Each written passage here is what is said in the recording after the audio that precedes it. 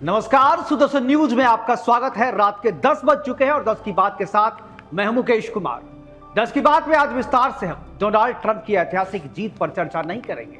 यह भी चर्चा नहीं करेंगे कि ट्रंप की जीत का भारत और बांग्लादेश के कट्टरपंथियों पर क्या असर होगा, बल्कि आज हम विस्तार से बताएंगे कि 7 नवंबर के बाद क्यों बांग्लादेश पर अंधेरा छाने का खतरा मंडराने लगा है, क्यों 7 नवंबर के बाद बांग्लादेश की कॉटन इंडस्ट्री का चक्का जाम होने वाला है और क्यों 7 नवंबर की डेडलाइन से बांग्लादेश की यूनुस सरकार की पेशानी पर बल पड़ रहे हैं। करेंगे चर्चा, विस्तार से आपको बताएंगे और उसके बाद यह भी बताएंगे कि क्या हो रहा है आज वायरल और क्या है ट्रेंडिंग। फिर आपको बताएंगे कल की बड़ी हेडलाइन और अंत में शुभ रात्रि कहने से पहले आपको बताएंगे गुड न्यूज। तो करते हैं शुरुआत 10 की बात की विस्तार के साथ।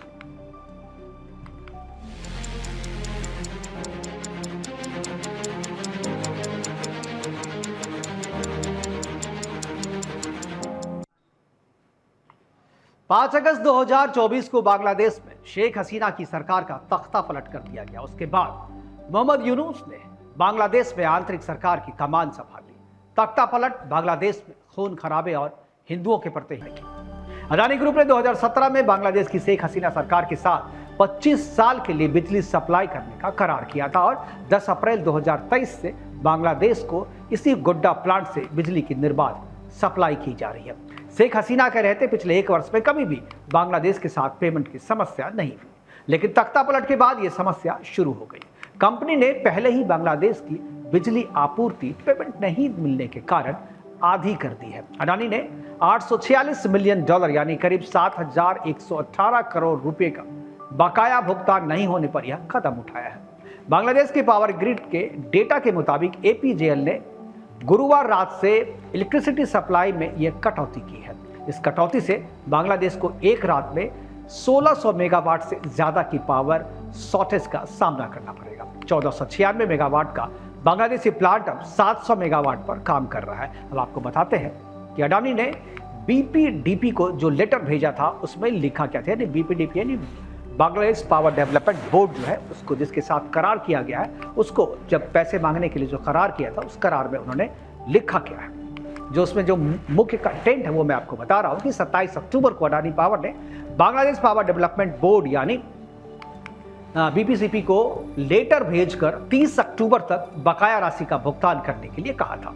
कंपनी ने BPDP को बकाया राशि का भुगतान करने और पेमेंट सिक्योरिटी के लिए $170 मिलियन यानी करीब 1,450 करोड़ रुपए का लेटर ऑफ क्रेडिट देने के लिए 31 अक्टूबर तक का समय दिया था। BPDP ने एग्रीकल्चर बैंक के जरिए यह बकाया राशि के लिए लेटर ऑफ क्रेडिट जारी करने की बात कही थी, लेकिन अडानी पावर लिमिटेड ने इसे खारिज कर दिया क्योंकि यह परचेसिंग एग्रीमेंट की शर्तों के खिलाफ था। BPDP के एक अधिकारी ने बताया कि डॉलर की कमी के चलते पिछले सप्ताह एग्रीकल्चर बैंक को पेमेंट नहीं किया जा सका था, जिससे बैंक लेटर ऑफ क्रेडिट नहीं दे पाया और यह समस्या जो है वो खड़ी हो गई, जो कि अभी तक बनी हुई है।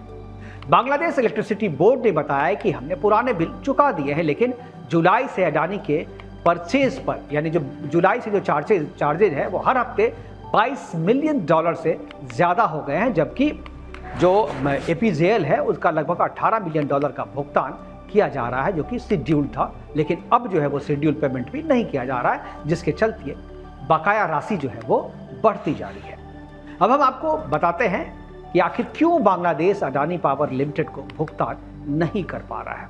पर सबसे पहले बताते हैं कि बांग्लादेश पर अडानी पावर का बकाया क्यों बढ़ता चला गया, क्योंकि वो उसे कम भुगतान कर रहा है, यानी शेड्यूल में जितना पेमेंट पहले से तय कर रखा था उससे कम राशि वो दे रहा है, क्योंकि उसके पास डॉलर की अभी कमी है।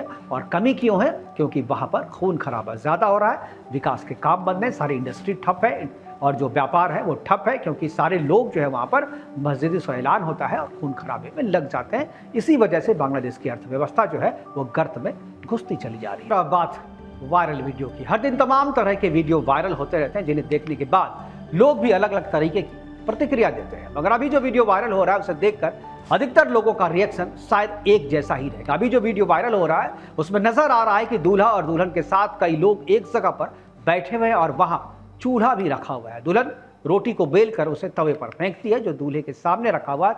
समिति के अध्यक्ष जगदम्बिका पाल 7 नवंबर को कर्नाटक के बीजापुर और हुबली में प्रदर्शनकारी किसानों से मिलेंगे। उनका यह दौरा हुबली और बीजापुर जैसे इलाकों में